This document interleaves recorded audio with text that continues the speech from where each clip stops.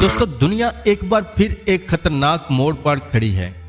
एक ताकतवर मुल्क, एक कमजोर मगर खुद मुख्तार रियासत और पसे मंजर में तेल, सियासत और ताकत की वो जंग जिसने पूरे लातीनी अमेरिका को हिला कर रख दिया। 3 जनवरी 2026 की एक तारीख रात जब आसमान से बम बरसे, दारुल हुकूमत लर्ज उठा और एक मुंतहिब सदर को इसके अपने मुल्क से गिरफ्तार करके हजारों मील दूर ले जाया गया। अमेरिका कहता है ये कानून की अमलदारी थी, वेनेजुएला कहता है ये खुली जारहियत थी। सवाल यह है कि क्या ये वाकया इंसाफ था या एक और रेजीम चेंज की कहानी। इस वीडियो में हम जानेंगे अमेरिका और वेनेजुएला के इस तसादम की पूरी हकीकत, पसे मंजर और वो राज जो आलमी ताकतें छुपाना चाहती हैं। अस्सलामु अलैकुम दोस्तों, ज़माना हिस्ट्री चैनल पर आपको खुशामदीद। दोस्तों, अमेरिका और वेनेजुएला के ताल्लुकात बहुत पुराने और कशीदा रहे हैं। वेनेजुएला के तेल के जरहेज ज़खायर ने अमेरिका की तवज्जो हमेशा अपनी तरफ खींची और दोनों ममालिक के दरमियान इक्तिसादी और सियासी कशमकश कई दहाइयों तक चलती रही। हालिया बरसों में अमेरिका ने सख्त इक्तिसादी पाबंदियां लगाईं, तेल और मालियाती शोबे पर दबाव बढ़ाया और वेनेजुएला के सदर निकोलस मादुरो को सख्त तनकीद का निशाना बनाया। 3 जनवरी 2026 की फौजी कार्रवाई को अमेरिका हकाम ने ऑपरेशन एब्सोल्यूट रिजॉल्व का नाम दिया। इसका मकसद बज़ाहिर वेनेजुएला में इंसदादे मंशियात और दहशत गर्दी के इल्ज़ामात के तहत सदर मादुरो को गिरफ्तार करना था, लेकिन बहुत सी बैनुल अक़वामी हुकूमतें और मुबस्सिरीन इसे रजीम चेंज यानी हुकूमत बदलने की कोशिश करार दे रहे हैं। 3 जनवरी 2026 की रात कम अज़ कम 150 से ज़ायद अमरीकी तैयारे, हेलीकॉप्टर और जंगी बेड़े ने काराकास और शुमाली वेनेजुएला के मुख्तलिफ इलाकों में फ़ज़ाई हमले शुरू किए। ये हमले अचानक और तेज़ थे, जिनमें कई फौजी तनसीबात, दिफाई हेडक्वार्टर्स और दीगर ठिकानों को निशाना बनाया गया। काराकास में लोगों ने ज़्यादा ताकतवर धमाकों और तैयारों की परवाज़ें देखीं और सारा शहर हिला कर रख दिया। हमले के दौरान अमरीकी खसूसी फोर्सेस ने सदर निकोलस मादुरो और उनकी अहलिया सीलिया फ्लोरेस को गिरफ्तार किया। इन्हें जल्दी से न्यूयॉर्क अमरीका मुंतकिल कर दिया गया, जहां इन पर मंशियात और दहशत गर्दी से मुतल्लक इल्ज़ामात के तहत मुकदमात चलाने का ऐलान किया गया। अमरीकी सदर डोनाल्ड ट्रंप ने दावा किया कि यह कार्रवाई एक मौसर कानून नाफज करने का अमल था। अमरीकी हकाम ने कहा कि हमला मंशियात के नेटवर्क्स और गैर कानूनी कामों के खिलाफ था और वो वेनेजुएला को एक इस्तेहकाम और अमन का मुल्क बनाना चाहते हैं। ट्रंप ने यह भी कहा कि अमरीका वेनेजुएला के तेल और वसाइल को इस्तेहकाम फराहम करेगा और आइंदा इक़्तिदार की मुंतकिली तक अमरीका वहां इंतजामी अमूर संभालेगा। वेनेजुएला हुकूमत ने इस हमले को गैर कानूनी फौजी जारहियत करार दिया और कहा कि अमरीका मुल्क के तेल, गैस और मादनियात पर कब्जा करना चाहता है। मादुरो के हामियों ने एहतजाज शुरू किए और मुल्क में हंगामी सूरत हाल का ऐलान किया गया।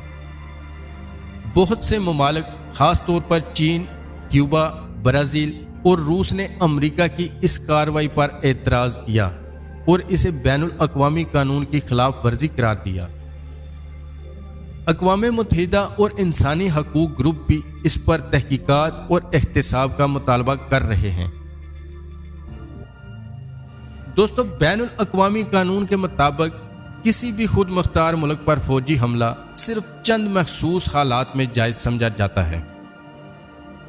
अक़वाम मुत्तहिदा के चार्टर की शिक 2 के तहत किसी रियासत की खुद मुख्तारी, सरहदी सालमियत और सियासी आज़ादी का एहतराम करना तमाम रुकन ममालिक पर लाजिम है।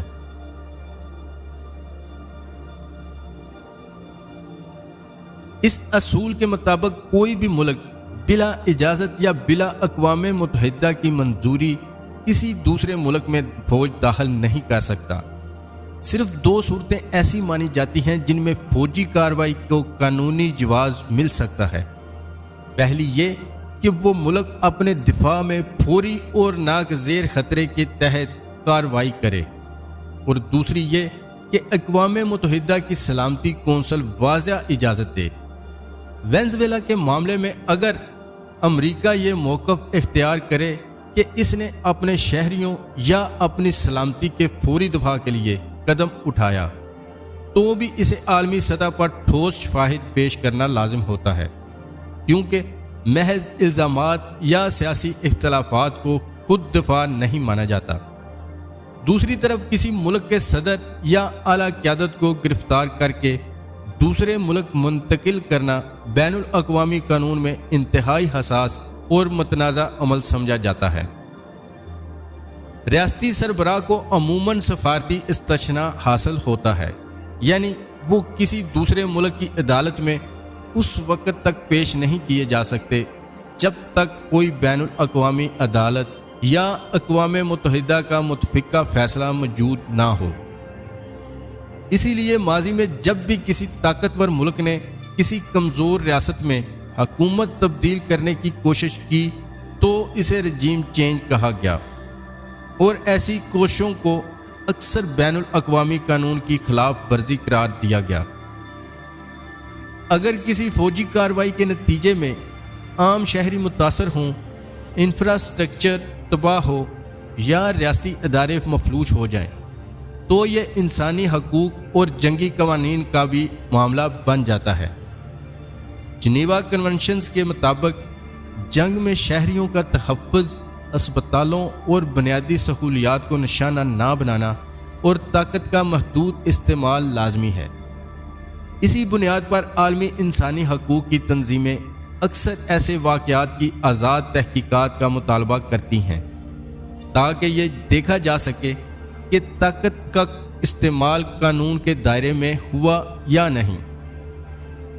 बैनुल अक़वामी सियासत में हकीकत यह है कि ताकतवर ममालिक अक्सर कानून की ऐसी तशरीह करते हैं जो इनके मफादात के मुताबिक हो, जबकि कमज़ोर ममालिक अक़वाम मुत्तहिदा और आलमी राय आमा का सहारा लेते हैं।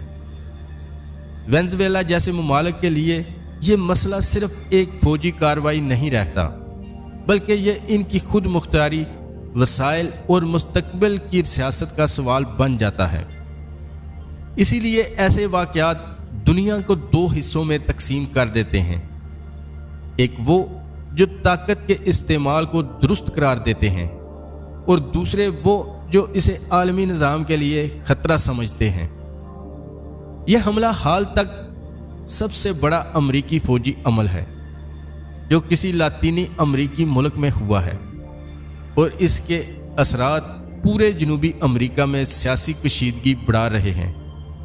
बहुत से तजियाकार तवक्का करते हैं कि ये इक़दाम इलाकाई सतह पर मज़ीद बहरान और तनाज़ा पैदा कर सकता है।